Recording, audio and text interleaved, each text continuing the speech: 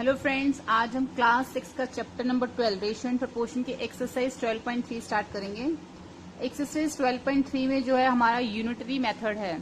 तो इस एक्सरसाइज को स्टार्ट करने से पहले हम समझेंगे कि यूनिटरी मेथड क्या होता है और इसे हम कैसे यूज करते हैं। ठीक है, यूनिटरी मेथड में जैसे मान लीजिए हमें किसी एक चीज की कॉस्ट दे रखी है।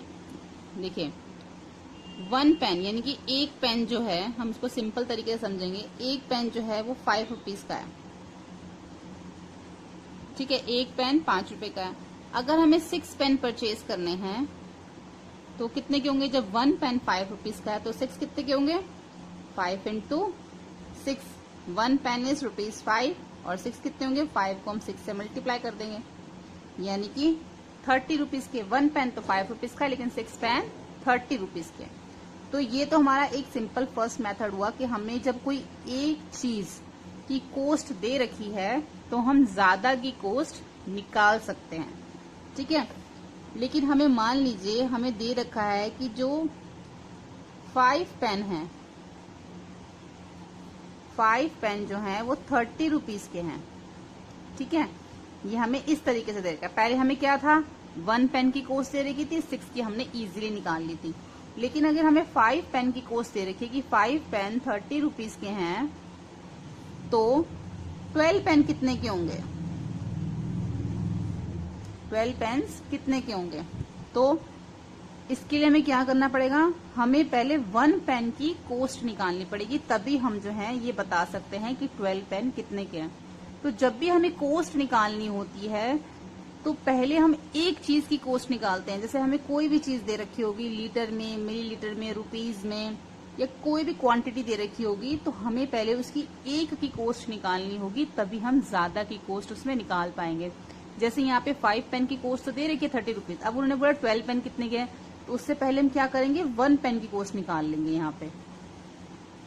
तो 30 अपॉन में 5, तो 5 6 जा 30, यानी कि एक पेन जो है वो कितने का है?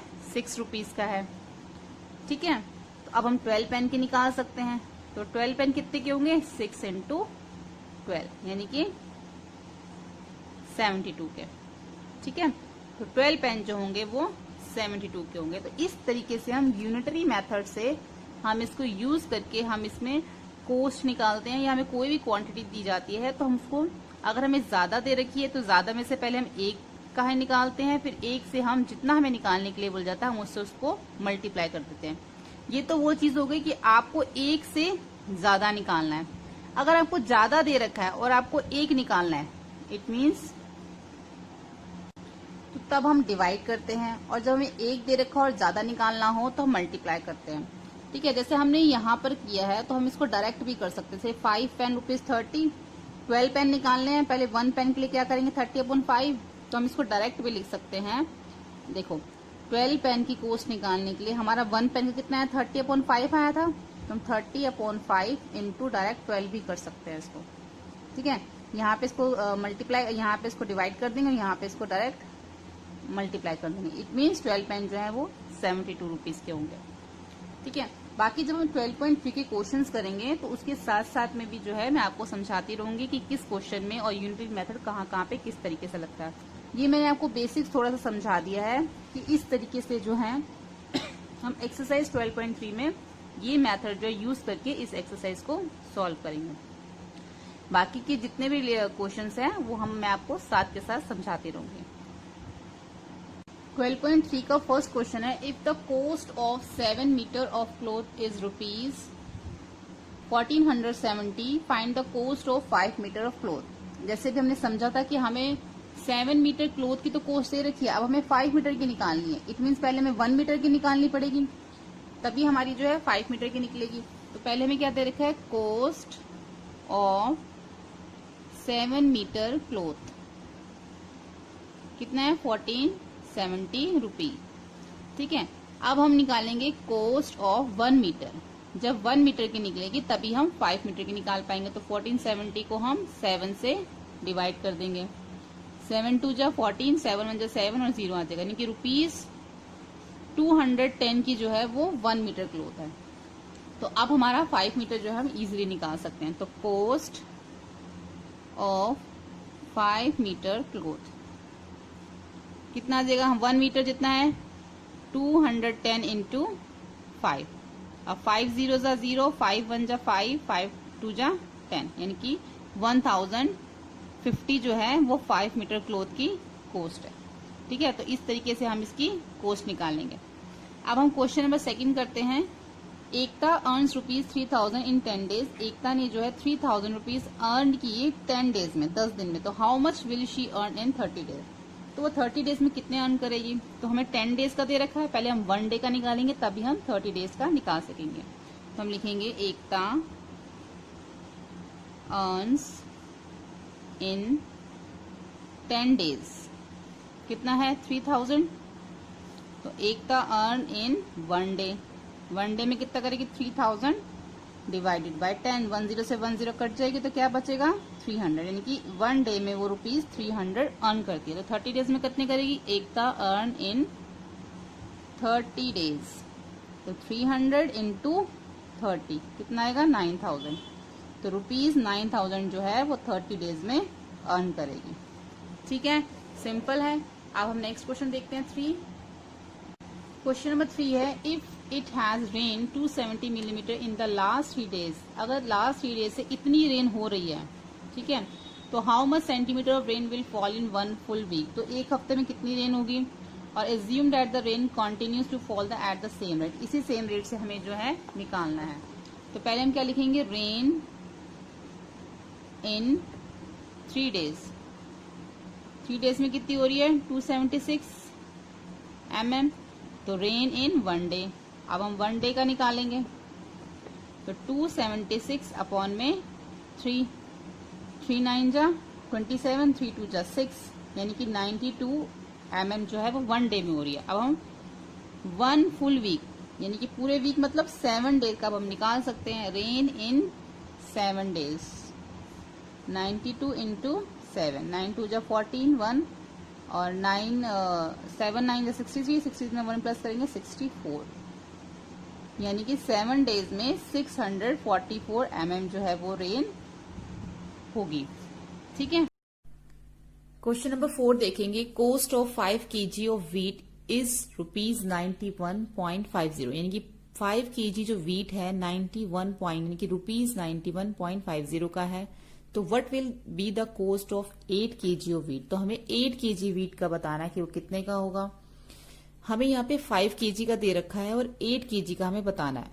सेकेंड है इसका, what quantity of wheat can be purchased in ₹183? तो ₹183 में हम कितना वीट परचेज कर सकते हैं। ठीक है, पहले उन्होंने हमें क्या बता रखा? 5 kg का रुपीज बता रहा कि 5 किलो में इतना वीट मिला, 8 किलो में 8 kg में कितना मिलेगा, और 183 रुपीज में कितना वीट हम परचेज कर सकते हैं। ठीक है, तीनों को हम निकालते हैं। तो इसको सॉल्व करते हैं हम। कॉस्ट ऑफ 5 kg वीट हमें दे रखा है ₹91.50। तो हम पहले कॉस्ट ऑफ 1 kg निकालेंगे। 5 kg दे रखा तो 1 kg निकालेंगे।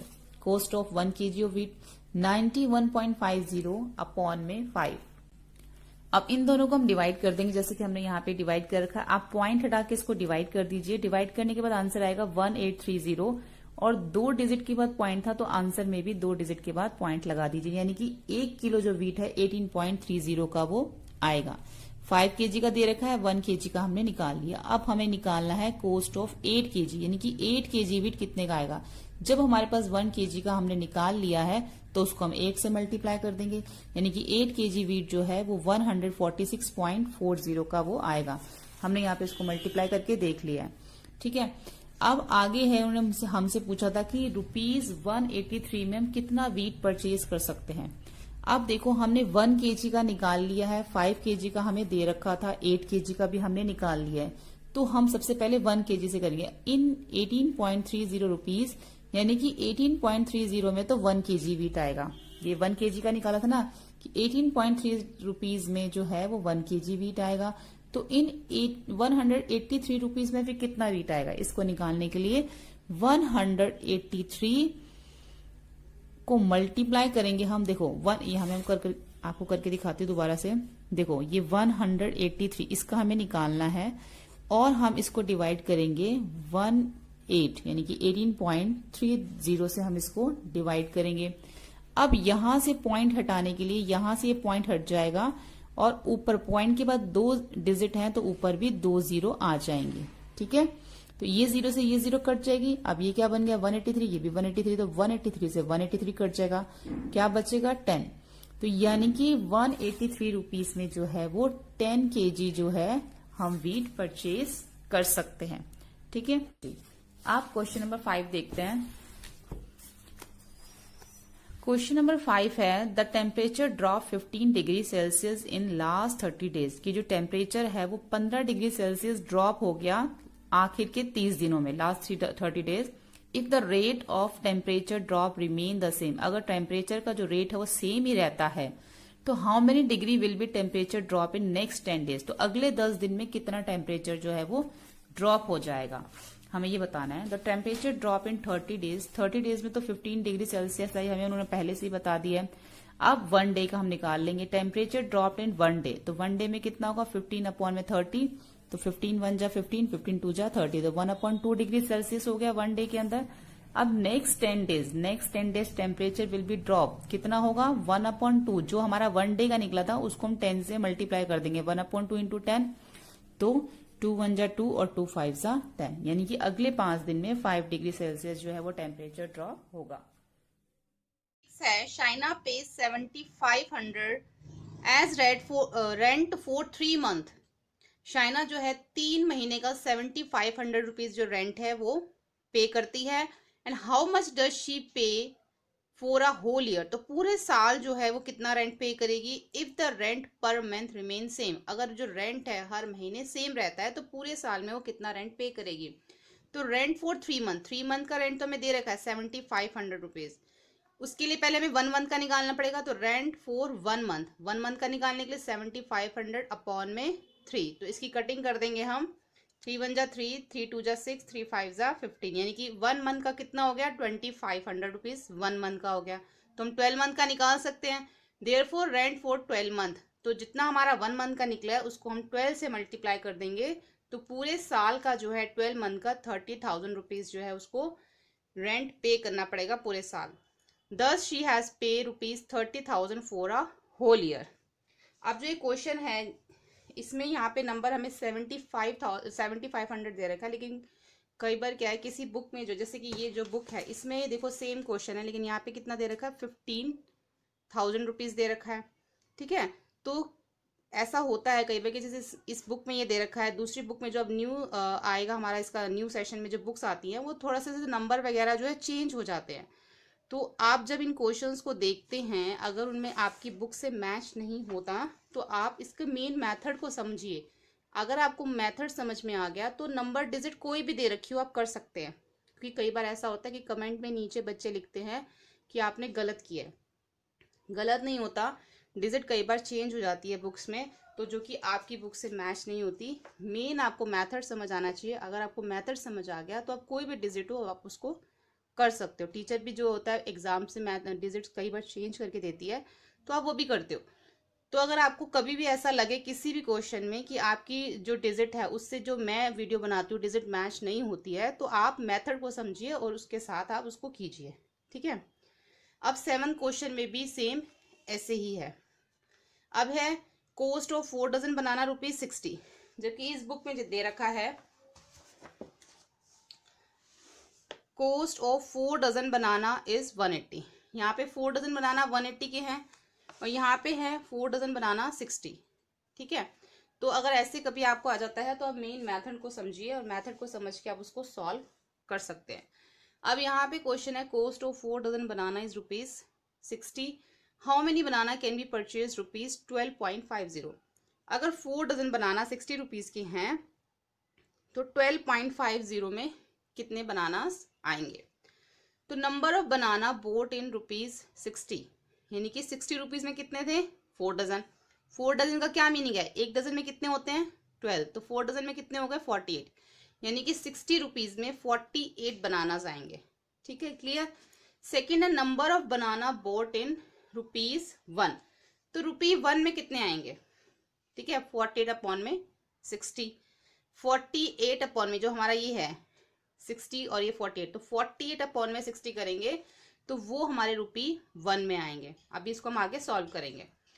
Therefore number of banana bought in ₹12.50, तो 12.50 रुपीज में कितने बनाना आएंगे। मेन क्वेश्चन तो हमसे ये पूछा है। पहले तो हमने क्या लिखा कि 60 रुपीज में 48 बनाना आएंगे, तो 1 रुपीज में कितने आएंगे 48 अपॉन में 60, तो ₹12.50 में कितने आएंगे, तो 48 अपॉन 60 इंटू 12.50। यहाँ पे पॉइंट था तो पॉइंट हटा के हमने नीचे 2 0 लगा दी, तो 1 0 से 1 0 कट हो जाएगी। आप इसको 6 के टेबल से कट कर सकते हो। 6 1 जा 6 0, 6 8 जा 48। अब आप 5 के टेबल से कर सकते हो। 5 2 जा 10, और यहाँ पे क्या आएगा 5 2 जा 10 और 5 5 जा 25। 2 1 जा 2, 2 4 जा 8। 25 और 4 को मल्टीप्लाई करेंगे, अपॉन में क्या है 10, तो कितना आ जाएगा 100 अपॉन में 10, तो 1 0 से 1 0 कट हो जाएगी, तो क्या बचेगा 10। यानी कि ₹12.50 में जो है हमारे कितने बनाना जाएंगे 10 बनाना जाएंगे। ठीक है, ₹12.50 में। ठीक है, तो इसमें ये 10 बनाना जाएंगे। तो अभी हमने कही क्वेश्चन नंबर 6 और 7। Thank you.